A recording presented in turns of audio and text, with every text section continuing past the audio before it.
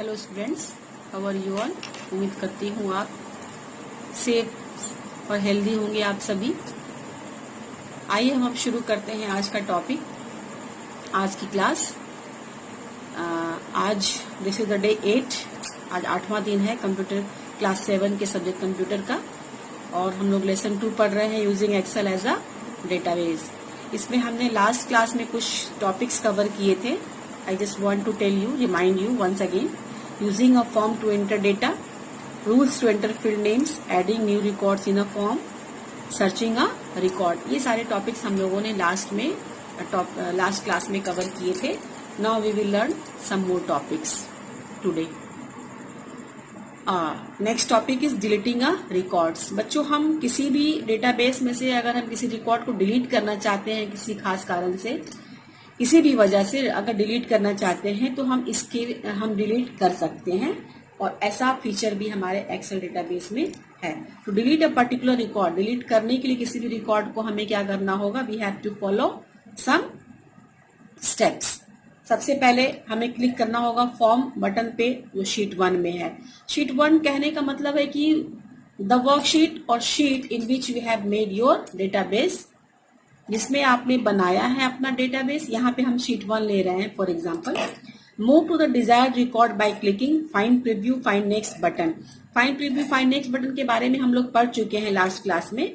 तो इस दोनों बटन के अनुसार अगर हम किसी भी पिछले रिकॉर्ड में जाना चाहते हैं या नेक्स्ट रिकॉर्ड में जाना चाहते हैं, तो इन दोनों बटन को यूज करके हम अपने डिजायर्ड रिकॉर्ड को क्लिक कर सकते हैं।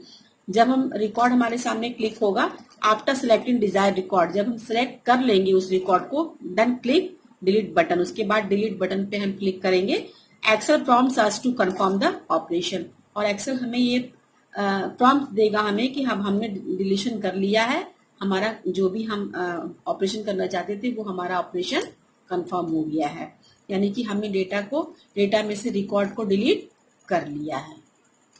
Now the next topic is sorting the data। sorting data, first of all you have to know about the meaning of sorting। sorting का मतलब क्या होता है ये आपको जानना पड़ेगा, उसके बाद आप sorting डेटा को सॉर्ट कर सकते हैं। sorting data means arranging the data either in an ascending order or in descending order। किसी भी डेटा को ascending या descending order में अरेंज करने का जो सीक्वेंस होता है, उसी सीक्वेंस को हम डेटा सॉर्टिंग कहते हैं। ये हमारा डेटा सॉर्ट हो गया है।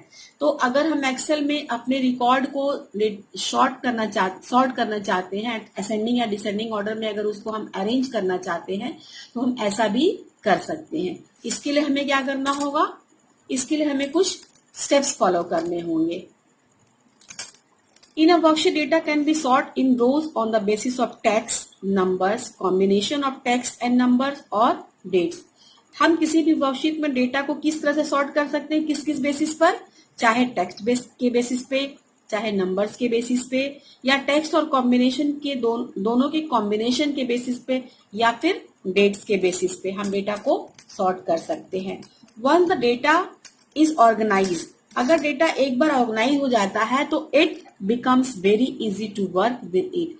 तो हमें इसके साथ वर्क करने में बहुत ही आसानी होती है। हम सॉर्टिंग इसलिए ही करते हैं कि हमारा जो वर्क है वो इफिशिएंट हो जाए, बहुत ही प्रॉपर वर्क कर सके और बहुत इजी हो जाए, बहुत कन्वीनियंट हो जाए हमारे लिए वर्क करना। इसलिए हम डेटा को सॉर्ट करते हैं। कुछ स्टेप्स है जिसको कि आपको फॉलो करने हैं। Open any worksheet and select the cell range that we want to sort. अब आपको वो वर्कशीट खोलनी जिसमें कि आपको सॉर्ट करना डेटा। उसके बाद सेल रेंज हम सिलेक्ट करेंगे। सेल रेंज कहने का मतलब है कि वो रेंज जहां से जहां तक आपको डेटा सॉर्ट करनी है, यानी कि सेल रेंज आप जैसे A1 से लेकर के आपको D16 तक करने हैं। अब मैं एक सेल रेंज आपको बता रही हूँ, तो उस सेल रेंज वहां पे आपको A1 से लेकर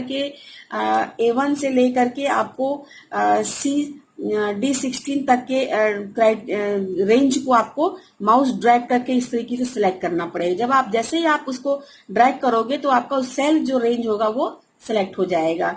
जब माउस बटन होल्ड करके हम ड्रैग करते हैं तो उसको हम कहते हैं selecting a range. Click on any cell, जब आप किसी भी सेल पे फिर आप सिलेक्ट कर लोगे रेंज, उसके बाद किसी भी सेल पे क्लिक करोगे, उसके बाद डेटा टैब में, डेटा टैब जो होगा उसमें सॉर्ट फिल्टर एक ग्रुप है, उस ग्रुप में सॉर्ट बटन है। सॉर्ट बटन आप कैसे पहचानोगे, इसमें Z to A और A to Z का एक इस तरह से बटन बना रहता है।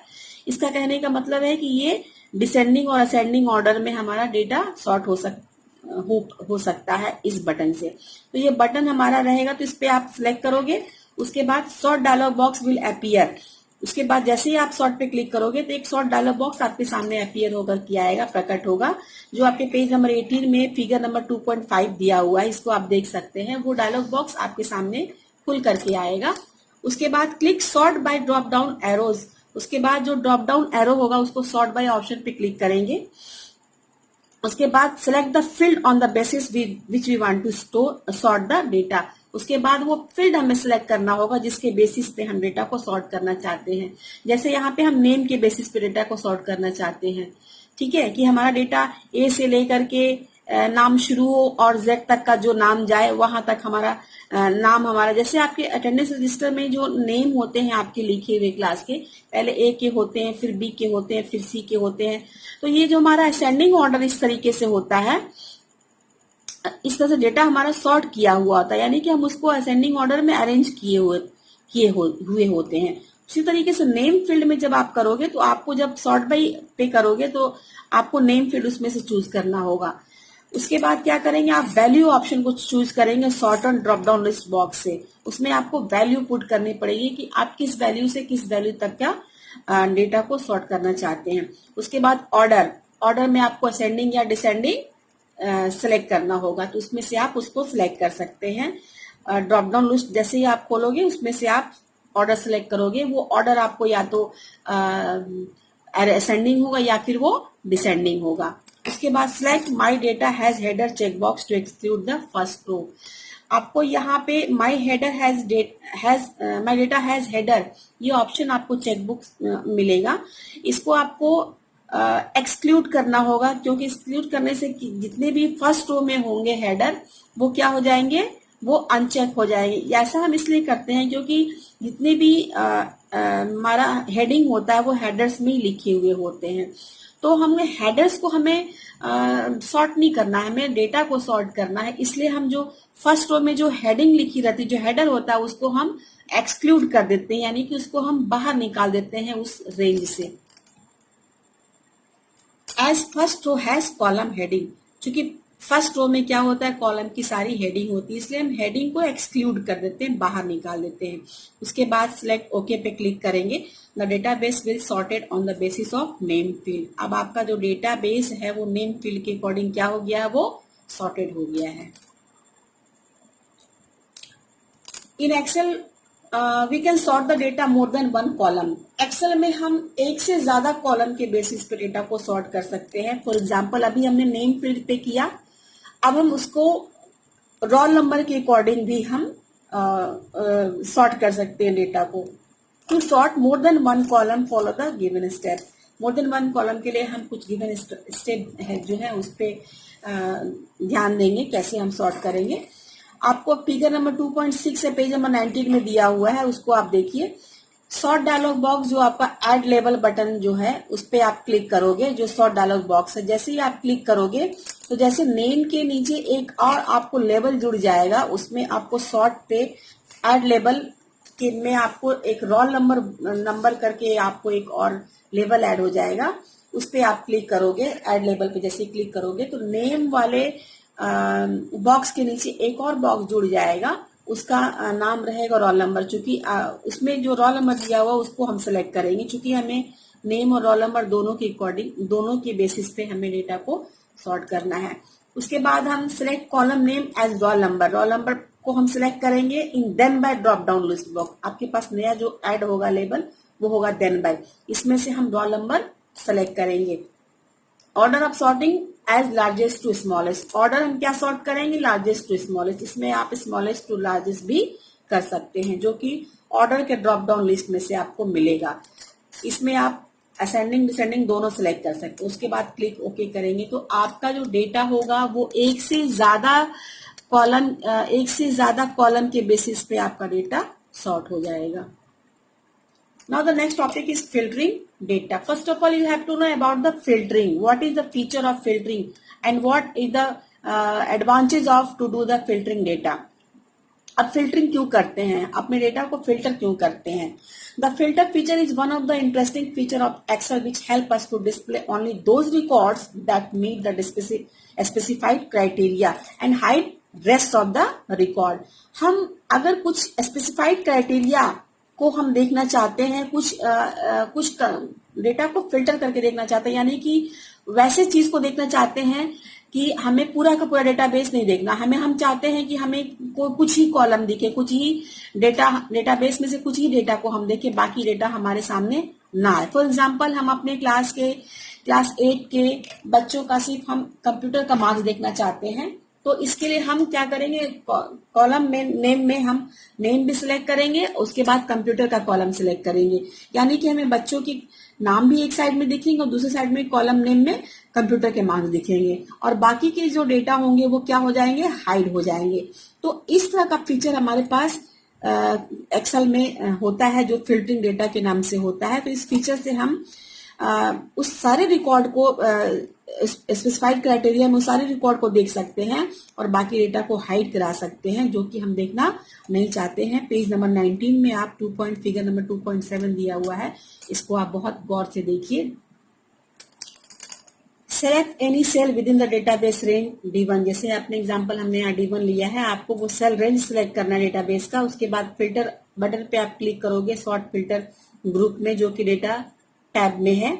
उसके बाद small arrow will be added in the column header, column header में स्मॉल एरो ऐड हो जाएगा। This arrow are used to specify condition to filter the data, और ये जो एरो होते हैं ये कंडीशन को स्पेसिफाई करने के लिए देते हैं, जिससे कि हम डेटा को फिल्टर कर सकें।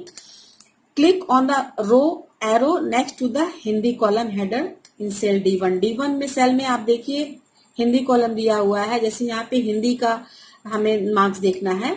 Uncheck the select all check box to deselect all check boxes.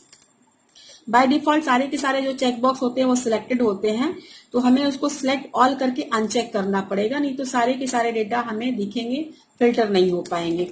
उसके बाद select the check box of the value 82 to 98 from the drop down list box. Drop down list box में से हम ये value select करेंगे, 82 से 98 के बीच वाले सारे चेक बॉक्स को हम चेक करेंगे। उसके बाद ओके पे क्लिक करेंगे।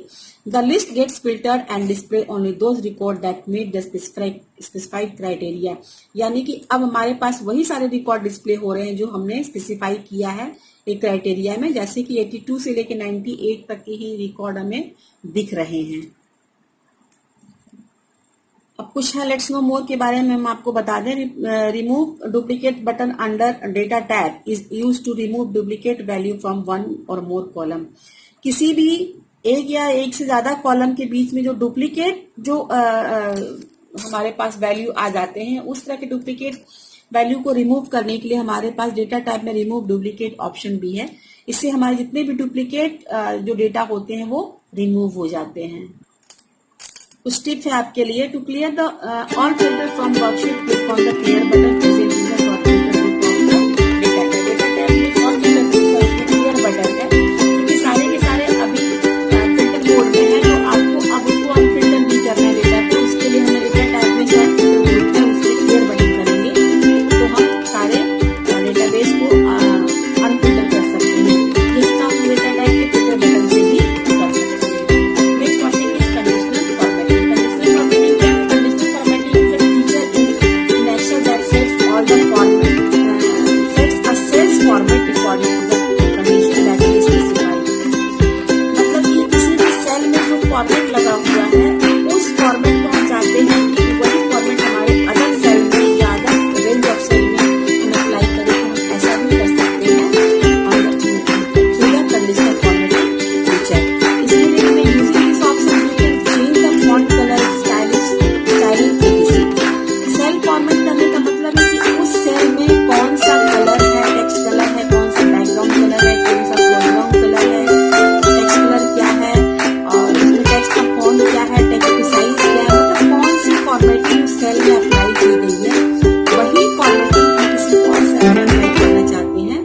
वो काम हम सेल कंडीशनल फॉर्मेटिंग से कर सकते हैं। इसके लिए आपको क्या करना पड़ेगा, होम बटन पे जो स्टाइलिश ग्रुप है उसमें से कंडीशनल फॉर्मेटिंग आपको सिलेक्ट करना पड़ेगा।